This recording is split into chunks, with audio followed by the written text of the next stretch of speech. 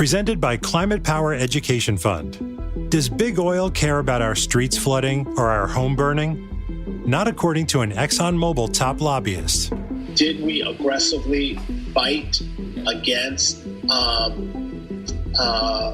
some of the science? Yes. We were looking out for our shareholders. They care about profits, not people. Learn more at polluters.exposed.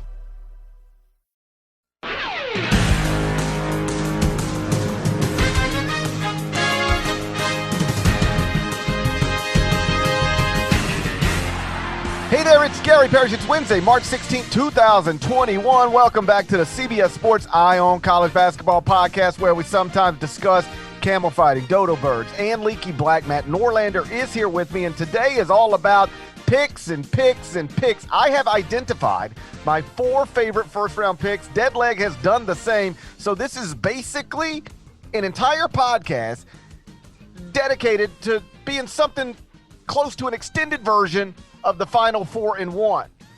Should this count in our official records, Deadleg? Oh, it's counting in the records, and here's where we're at right now. I'm 37-32. You're 31-38. This is going to count to the season-long tally, and it's going to give you a shot here. I mean, I don't know if we're doing this for Sweet 16 or not. They want a picks episode. We're giving them a picks episode. Our favorite ones against the spread here. I'm going to need someone to go back and tell me what the hell we put on the line at the start of the season. What do you remember? What I do remember is this. Well, actually, I got a couple beefs, actually. I thought about this yesterday. I forgot to bring it up. Dude, where's my pizza? Oh my God, I forgot. You haven't ordered this. I wanted this for I'm going to experience the first round of the NCAA tournament at my house. I wanted the pizza, and it hasn't come yet. I feel bad.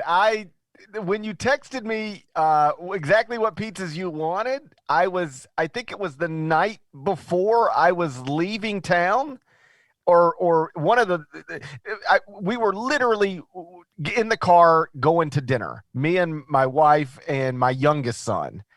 And I was like, okay, I'll just do this when I get home. And that's the last time I thought about it until just now. That's on me. That was the biggest load of crap I've ever heard. Here's my promise to you, because you know me. I pay my bets. I will, as soon as we get done with this, the very next thing I'm going to do is put your order in. And I'll put it on rush delivery, so maybe, just maybe, it gets there a little more quick. Fair enough. Now, last year, we also made a wager on the season-long picks, and the loser had to buy the winner a concert ticket of their choice. Then the pandemic hit, so I still haven't gotten that.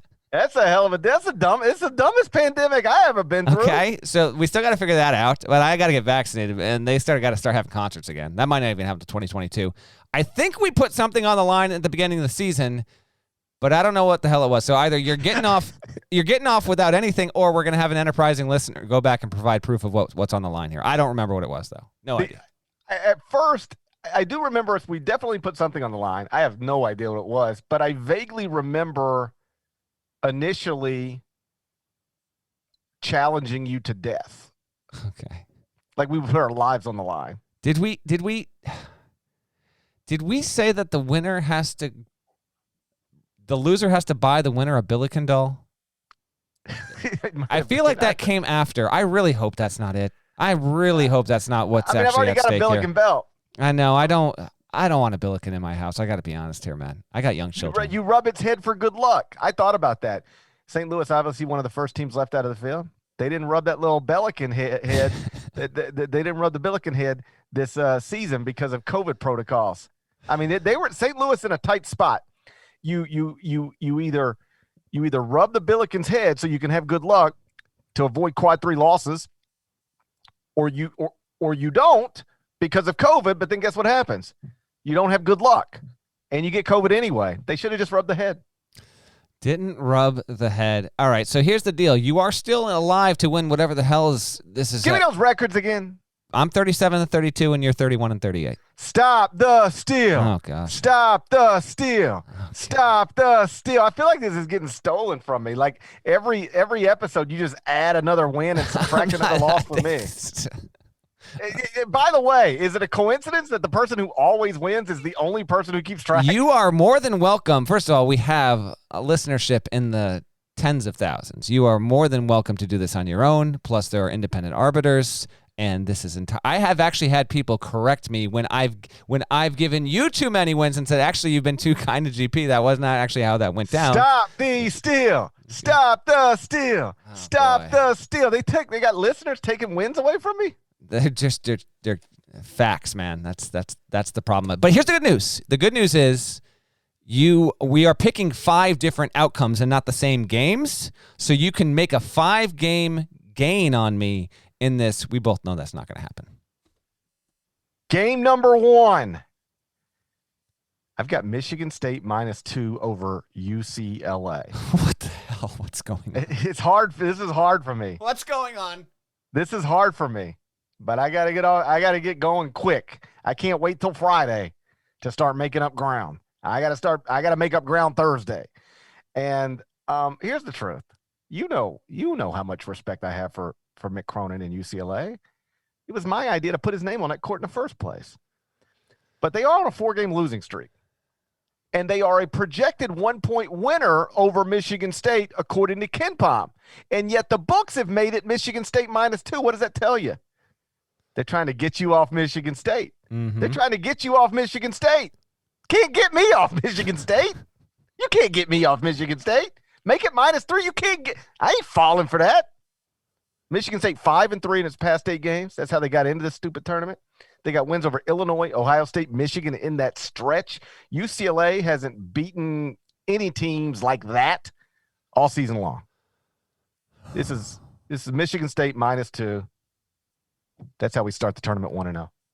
You will have the first game. I'm giving you 5 games, and they're not in. I did not pick mine in chronological order, by the way. You asked. I gave you 5 games. I don't have my TV schedule up in front of me. I don't know when these are happening. I'm just giving you 5. I'm going to give you mine in largest point spread to smallest. So you're going to take Michigan State. We log it. My first pick. -19.5. This was the spread when I sent it to you. So if it's fluctuated a half a point, you got to live with it. Cleveland State, the Vikings, getting 19.5 against the Houston Cougars. Dennis Gates, the coach of Cleveland State, he's a hot head coaching prospect. This is a team that likes to play slow, and guess what? It's playing Houston, the Cougs, Assembly Hall. Archie Miller just proved that it's not easy to score on those rims. I mean, we've seen it year after year after year here. Houston also plays. You don't have to kick a man while he's down. Both these teams play really slow. The slower the game, the less likely you are to have a 15, 20-point spread. Cougars are good, don't get me wrong. Cleveland State's coming off some big mojo there. I think the line too big, too large a line. I'm going to ride with Cleveland State to cover and maybe even flirt with a single-digit outcome. This will be the closest 2 versus 15 that we get. Don't you come crying to me when Houston gets 17 offensive rebounds. I promise you that I will not. Do not come. Don't bring your tears my way. Tried to warn you. It's 17 offensive rebounds. My second game. UConn -2.5 over Maryland. UConn is 16th at KenPom. This is a team that is underseeded based on the predictive metrics. They're 11-3 with James Bouknight in the lineup. They're a really good team with James Bouknight in the lineup. And Maryland is 0-4 against its past 4 top 35 KenPom opponents. The Terrapins haven't beaten a team like UConn in more than a month. I don't think they're going to do it this time either. UConn, lay the 2.5. That's how you start the tournament 2-0. This game to me is one of the most likely to be decided in the final 20 seconds. So I think you're flirting with fire here. UConn's got the best player. UConn's the better team. Maryland's got the better nucleus. Eric Ayala, Aaron Wiggins, Daryl Morcell. I know you like this pick. I'm just saying, don't come crying to me when Maryland covers. UConn is 11-3 with James Bouknight. You can tell how much I've talked about all this stuff. I've got every little bullet point memorized at this point because we just keep talking about the same things. We do region previews for Facebook, then we do region previews for CBS Sports Network, and then it's like I got podcast region previews. Like I've got every little. I bet I've said UConn is 11-3 with James Bouknight in the lineup 50 times over the past 2 days. Oh, you're all over it. There's no doubt about it. True, it's true. 11-3 with James Bouknight. You didn't even get to the point where UConn's the best team against the spread in the tournament this year. It's covered almost 80% of its games. So that's where you should. Then why would you question me? Well, I was waiting. Listen, I figured a man who picked UConn would have brought that up, but I'm here picking up the pieces. I'm just saying. All I know is they are 11-3 with James Bouknight available. And when I say that's all I know, that's the truth. That is all I know. Fair enough. We let it ride. Again, let's remind listeners of the records here: 37-32 on my end, 31-38 on your end. Stop the steal! Oh gosh! Stop the steal! Again, is this a movement that you want to be aligning yourself with on multiple podcasts over multiple months? I'm focusing only on the on the stealing that is happening within the context of this podcast. I'm not some stupid capital stormer. Okay. I'll remind you that there is a no context podcast preview that I drop every single time as well. Either way, here we go. My second. When are we going to spend more time on people actually stormed the Capitol? I know. Can you believe that? Can you believe that? Unfortunately. What were they doing? The odds were against him, just like the odds are against Iona. This Rick Pitino story, I know you love it, my man. They are going to get rolled by Alabama. The line in this game at last check was Crimson Tide minus 17. GP has been probably driving the Alabama bus, I think, longer than just about anyone else in college hoops media. He's been on them for quite a while here. This is the second-rated defensive team in college basketball on a per-possession basis, according to KenPom. It's 9th in adjusted tempo. It's 3rd on the offensive end in terms of quickest possessions, and it's got a top 34 offense in America. Alabama is 24-6. It is in the midst of one of its 2 or 3 greatest seasons of all time. It's coming off of an 85-48 win against Mississippi State. And then it got a couple of good pushes, 73-68 against Tennessee, and then 80-79 in the SEC title game. Iona, on the other hand, has Rick Pitino and a team that's played 17 games. It's 12-5, has losses to the likes of Manhattan, 315 in KenPom, 284 is Quinnipiac, lost to them as well. Took an 86-64 loss against Seton Hall to start its season, and has won 4 in a row in the MAC tournament to get to this point. Iona is a wonderful story. It is nowhere close to Alabama in any way possible. I will be genuinely surprised, and it will be a mercy killing if Alabama allows this game to finish in fewer than 20 points in final margin. Crimson Tide run away with it. I'm talking 89-61. Let's go. I've got to go to Alabama for television purposes that I've been using over and over again. Oh, I thought you were about to say I got to go to Alabama. I thought you were about to say I thought you were going to say I got to go to Alabama 3 days after the national championship game. That's where I thought you were going with that. No, I do. I have no reasons to go to Alabama right now or after the national championship. I've got to go to Alabama, like whether it's Zucker or Stover or Sherry. It'd be like, so GP, what do you make of this Alabama team? You got to understand this team is very, very dangerous, and it's largely because of the style of play. Like, this is a team that's 2nd in defensive efficiency the entire country, 9th in tempo. So what does that tell you? It tells you they're going to really, really guard you, and then they're going to get up and down the court. And then about half of their shots, 47%, are going to come from the three-point line. And so they're going to put up 33s on you. Now, who knows how many they're going to make, but they've made 23 in one game this season. That's not normal, but it is possible, evidence being that they did it.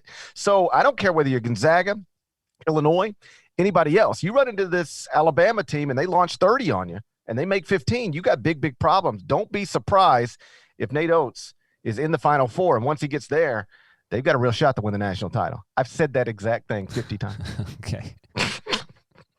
So ridiculous. Thanks for saying it again. What's your 3rd game? Game number 3, Loyola Chicago, minus 2.5. I'm taking them over Georgia Tech. By all means, explain why. The committee did Loyola Chicago wrong, and by extension did Georgia Tech wrong. This is a team that is top 10 at KenPom. I feel like you've said this on TV before, by the way. Go ahead. And I said this 50 times tonight. And they're an 8 seed in the NCAA tournament. That doesn't make any sense. When you underseed them to that degree, you are not only punishing them, you're punishing Georgia Tech. And, oh, by the way, maybe also Illinois. Imagine you're Illinois. You went 14-1 in your final 15 games. You won more Big Ten games than anybody, but still didn't get the championship. Won the Big Ten tournament, and now in your second round game, you got to play a top 10 KenPom team. That's not fair. That's not fair and balanced. It's not fair and balanced. And by the way, in all seriousness, if Porter Moser leaves, this will be among the reasons. Oh yeah, for sure. That is absolutely the case. Like I had a top 10 team and they gave me an 8 seed. Like what am I doing?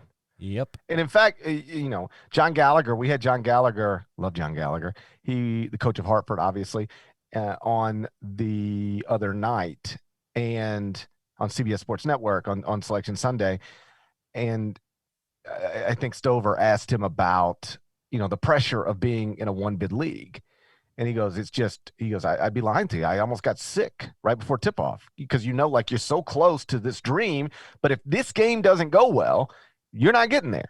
And he says, it's why my friend, because he and Porter are close, he's like, it's why my friend Porter Moser might have to leave Loyola Chicago someday. Like he said that. And that coming from a random person wouldn't mean much, but it coming from one of Porter's friends, I don't know. It stood out to me. Yeah, no, I agree with you, by the way, on this pick. Georgia Tech and Josh Pastner are a great story. Also, by the way, dealing with at least one person in their traveling party has COVID. So hopefully they got it from that COVID pinata. There is an irony to that. But the point is hopefully they are clear of all of that stuff. But maybe just a dash of uncertainty with all of that. But you'll take Illinois, Chicago, and I would agree with you on that one, though it's not one of my games. My next game, my third game, the spread is now, my first one was 19.5. The second was 17. Now we're dipping closer. This is a favorite to cover. I'm taking Oregon to blow the doors off of VCU. Okay. Oregon is similar to Loyola Chicago in that I just think Loyola Chicago deserved a better seed. Maybe Oregon didn't. 20-16, got knocked out of the Pac-12 tournament by Oregon State. That prevented it from getting to the 6th line. I just think it's better than its seed line overall. But the way that Oregon's roster is comprised, Eugene Omorui, a senior, 38% three-point shooter, just a load to handle inside and out. Chris Duarte, who was, I guess, was he a third-team All-American? Quality player, 43%, the former junior college player of the year. LJ Figueroa, Amori Hardy. They've got just an endless supply of guards and wings. They are a power conference team basically built to annihilate a team like VCU. And Mike Rhodes has done a wonderful job, but we both know that these 8, 9, 7, 10s, we always get one or two that they end with a wide spread, even though that the teams are seated closely. VCU can remain close in this game because it's got the defense. It does not have the offense to match here. 32.9% from three-point range, that's 211th in the country. 51.7% from two-point range, that's 94th in the country. And Bones Highland is a wonderful player. I think he's probably like a top 50 player in college basketball. Vince Williams is a nice wing. I just think they are outclassed here. I'm most confident of all the 8, 9, 7, 10s. The one that I'm most confident in one team winning it is Oregon, and I think they win by double digits. How are you going to go through Oregon's roster and not mention my Chandler Lawson? It's my little homie from Memphis. I don't know. That's your job. You got 72 little homies from Memphis. I cannot keep track of all these people. We're basketball city. It's true, but you're not a basketball tournament team. Orlander, watch your mouth. You watch your goddamn mouth. Okay. It's a process. He wasn't ready for it. He was not ready for it. It's a process. You got Josh Pastner in this tournament before Memphis got back. That's something, isn't it? That is something. It really is, man. On the day that Josh left Memphis for Georgia Tech, what kind of odds could you have gotten on Josh Pastner making the NCAA tournament again before Memphis gets back again? Really good ones. Well, Or bad ones, however you want to view that. But yes, that was not the expected outcome. Yeah, they made a questionable hire after Josh Pastner. And it gave us 2 years of Tubby Smith that, with all due respect to Tubby, who has had an incredible career, that was an awful hire. And it went even worse than I thought it was going to go. Here we are. Game number 4. What do you got? It's a process, Norlander. Now we get, you know what you'll get now in the NIT? Memphis against State, and you know what that means? Memphis against Jalen Crutcher. Do you know where Jalen Crutcher is from? I think he's another little homie from Memphis. That's my little homie from Memphis. My 4th game, Missouri +2 over Oklahoma. It's a wrong team favorite situation. You're out of your mind picking this game. This is the ultimate coin flip in the entire first round. This is a wrong team favored situation. It's a wrong team favored situation we're looking at. Oklahoma is 1-5 in its past 6 games. What? And the only win in that stretch is against Iowa State. How about this? This blew my mind when I saw it. 3 of Oklahoma's past 4 wins are against Iowa State. Let me tell you the names of the teams Oklahoma has beaten since February 1st. West Virginia and Iowa State. That's it. That's the whole list. We got a 3 since seed February in there. 1st. Did I catch a 3 seed in there? 7 weeks. 7 weeks? And you've beaten exactly one team not named Iowa State? And Iowa State just fired his coach? Listen, I'm not going to talk you off this. Since February 7th, here's who Missouri has beaten. South Carolina, Florida, which is a worse seed than West First Virginia. off, that's Devin Downey's alma mater. Don't just talk about it like it's not. It's Devin Downey's alma mater. And then Georgia. Missouri is 3. Tom Crean. Tom Crean won 2 outright Big Ten titles. Listen, And then Missouri just handled him. You act like that's nothing, like they beat Georgia. They didn't beat Georgia. They beat the man who won 2 outright Big Ten titles, Indiana. Missouri is 3-6 since last 9. You're just playing with fire. Pick the game. That's fine. I like playing with fire. I'm not scared to play with fire. Don't come crying to me when Oklahoma wins this by 5. Don't come all burned up crying to me. When Oklahoma wins. This is a wrong team favorite. Yeah, okay. It is a wrong team favorite. Dude, in 7 weeks, they've beaten one team not named Iowa State. 7 weeks. Just so happens that team is good, but yes, I hear you. Oh, man, look at you. I understand Missouri's shaky too, but they're not as shaky as Oklahoma. Oklahoma's the shakiest. All right, my next game is the tightest one in terms of line, and then we have the same game that we disagree on for number 5. So my 4th game is the game that I think is the best game of the first round of the NCAA tournament, and that is St. Bonaventure as a 9 and LSU as an 8. This is only LSU -2? Are you kidding? This is line too little, right team favored. I'm texting Woj right now. You know what? Please do, as we do this, please just text him and be like, Norlander's picking against Bonaventure on the podcast right now. I heartily encourage that. I did a podcast with our buddy Will Leach, and I said on that one, I was like, can we please have Woj just live tweet him watching St. Bonaventure versus LSU? Can we please have that happen? It would be phenomenal if he could just like me watching a Bears game and going through that on Twitter. I would love to see if we could possibly have that happen. I'm going to take LSU here because much better offense, multiple NBA players. Bonaventure can certainly muck it up. And Mark Schmidt, if he wins this game, it will not be a shock. But LSU, which just took your beloved Alabama Crimson Tide to the final play, and then Alabama won, and then Nate Oates, I think, told the entire LSU team to get the out of here, which I'm sure did not even offend Will Wade. Whatever. LSU's riding it high. I like this spot. This was my last of the 5 that I picked, but I feel like it's going to be a close game with about 4 minutes to go. Cam Thomas is going to drop 29 in this one, and LSU is going to win by about 6 or 7 points. That's the most disrespectful thing I've ever heard. It's not, though. It's not. Did you send the text?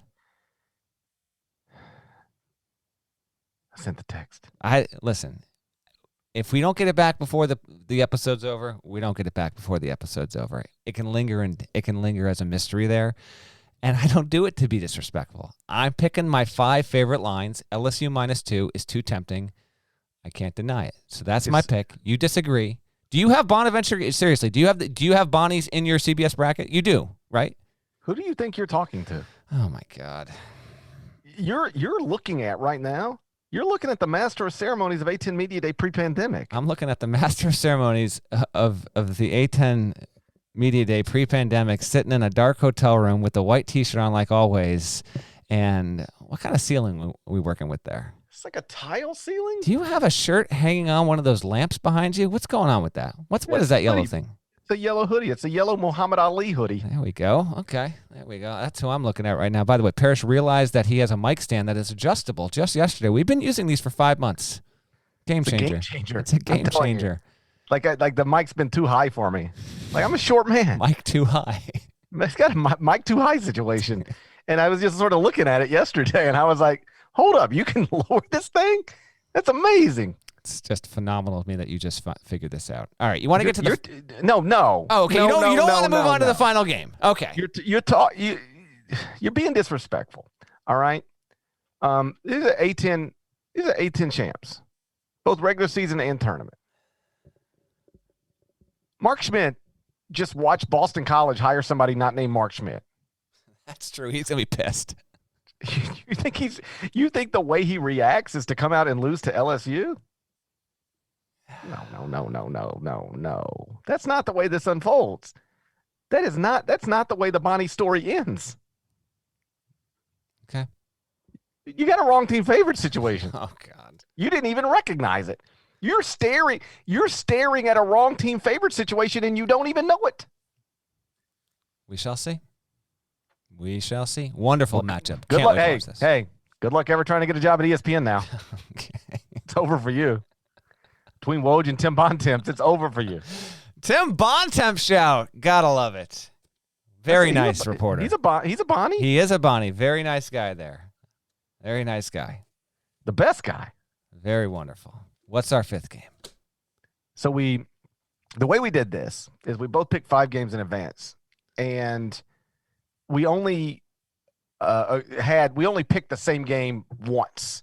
And so I said, well, that's actually perfect. Then we'll just do your 4 and we'll do my 4. And then the and one, if you will be the game. And so the game that we both picked is Colorado -5 over Georgetown.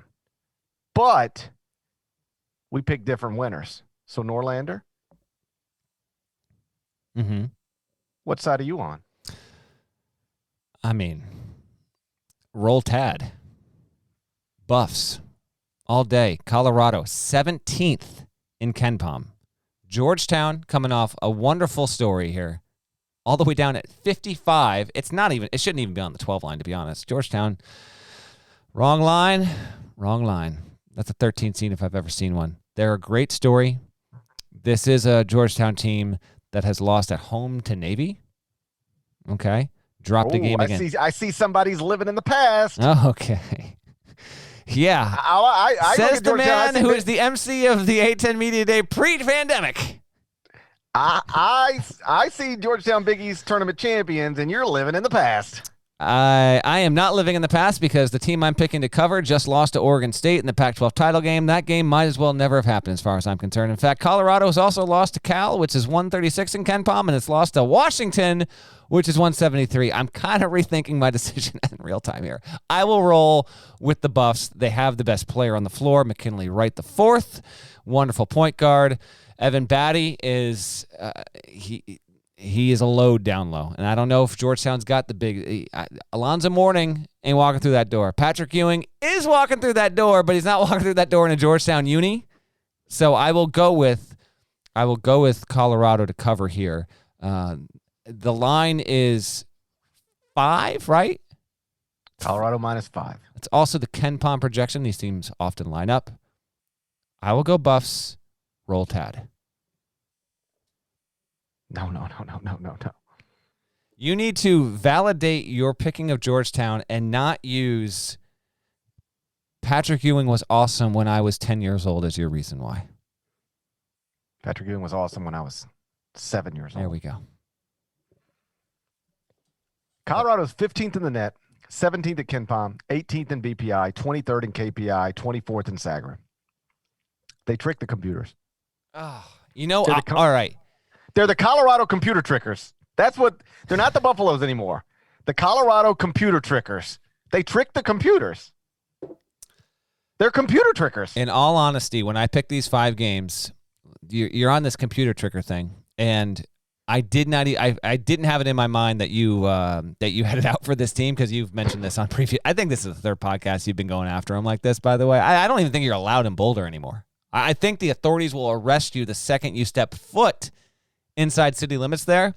But it's all too funny that I picked this game, completely forgetting that you basically hate Colorado now. I do not hate them. I have no negative feelings toward them. They won't even let you into the city. The Colorado computer trickers. How does a team got that kind of computer numbers and they lost to 4 sub-70 KenPom teams this season? Washington, Utah, California, Oregon State. Oh, by the way, Georgetown's 55th at KenPom. They lost to 4 sub-70 KenPom teams. And now they got to play a top 55 KenPom team. That is a recipe for disaster, Deadleg. Colorado lost to the last place team in the Pac-12 and the next to last place team in the Pac-12. They have as many quad 3 losses as they have quad 1 wins, which is 3. They're computer trickers. You're going to trust the computer trickers on a basketball court? 82. You can trust them in your computer because they're computer trickers. But on a basketball court, this is a team that loses to sub-70 teams. 82.2% from the foul line, number 2 in the sport. If it gets close, Georgetown fouls late, 3-4 point game.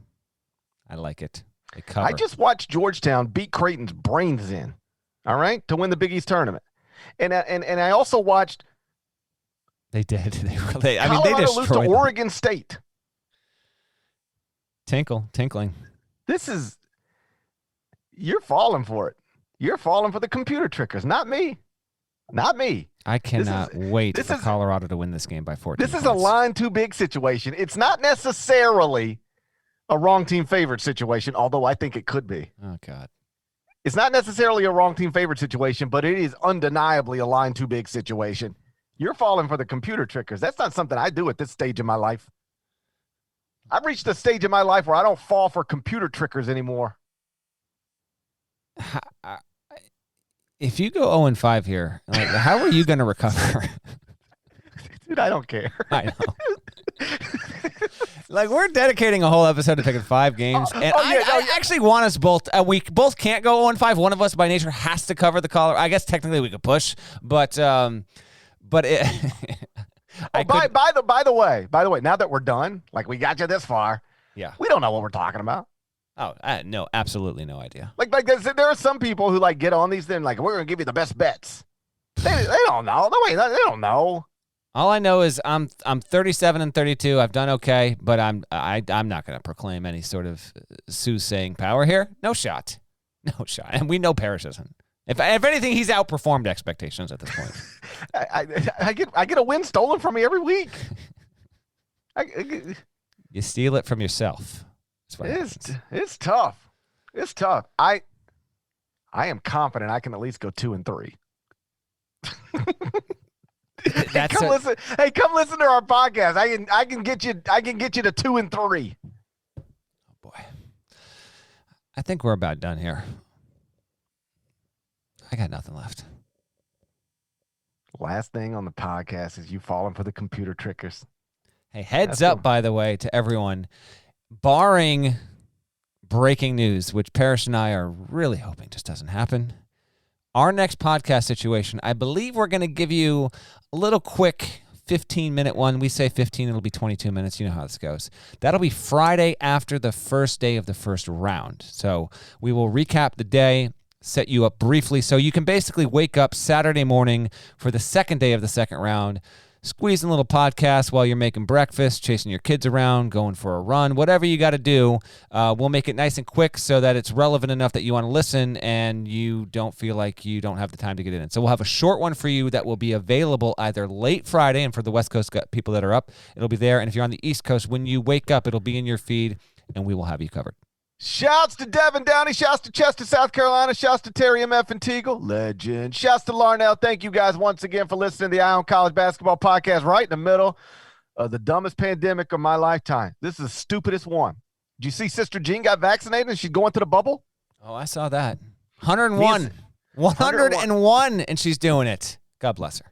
Me and Sister Jean, we got that in common. We're both fully vaccinated humans. I'm a fully And vaccinated. you have the same vaccine. I believe I heard she got Pfizer, I think. Yeah, I'm on that Pfizer. Yeah. With the benefit of hindsight, I feel like I would have liked to get on that Johnson & Johnson. Trust me, I'm on the hunt. So You trying to get on that Johnson & Johnson? I am. I just one shot. Let's get this gun. Let's go. Yeah. Yeah, just get on that Johnson & Johnson. Do you know in Mississippi right now, this is a true story, everybody's eligible, 18 and up. Come get your shot. Don't tell me these things. I saw a graphic today. Let me find this for you. I saw a graphic today that detailed total doses administered reported to the CDC by state per 100,000 of the total population. And you want to know the best states? Mississippi, Alabama, Tennessee, Arkansas, and Texas. That cannot be true. I'm looking at the graphic. I'm fully vaccinated. You're talking to a fully vaccinated man from Mississippi. I don't know what, like, we're terrible at everything except teen pregnancy. We're great at teen pregnancy and putting shots in arms. Why are we so good at putting shots in arms? I can't get a vaccine. I can't get a vaccination done because everyone in Connecticut wants to get one, so it's not available. So a heavy portion of the population is getting vaccinated. I'm not so sure that data is right. I'm just saying. You're questioning. If I can go down to Mississippi right now and get myself a shot in the arm, that would indicate that there are not enough people that are older than me that have really gotten that accomplished. That's what I'm doing. I mean, if you're implying that, GP, it sounds like you got a bunch of virus hoax folks down there. You're right. You're right.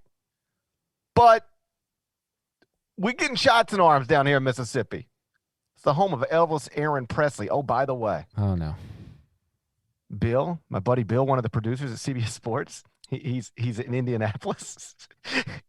And he was just walking through Indianapolis, and there is a marker in Indianapolis, and it says, this is the former site of Market Square Arena, where on June 26, 1977, Elvis Aaron Presley performed his final concert. Did you have any idea where you're going? Had no idea. And are you going to go pay your respects? Probably not. Probably. That's where Elvis Aaron Presley. This is obviously many years after he left UMass Lowell. Yeah, you know what? This is why I'm done with UMass Lowell forever, okay? You had your chance. You blew it. Go play in the city where Elvis Aaron Presley played his last show. I'm done with that school. It's the dumbest pandemic, though. They keep talking about these variants. I don't know what to do about it.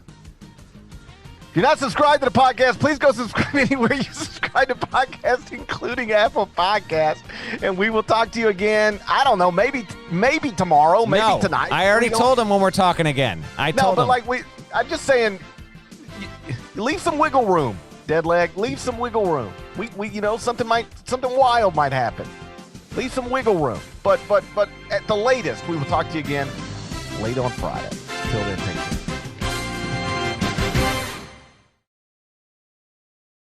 If you love fantasy football, we've got the fastest and easiest way for you to dominate your leagues. It's Fantasy Football Today in 5, part of the CBS Sports Podcast Network.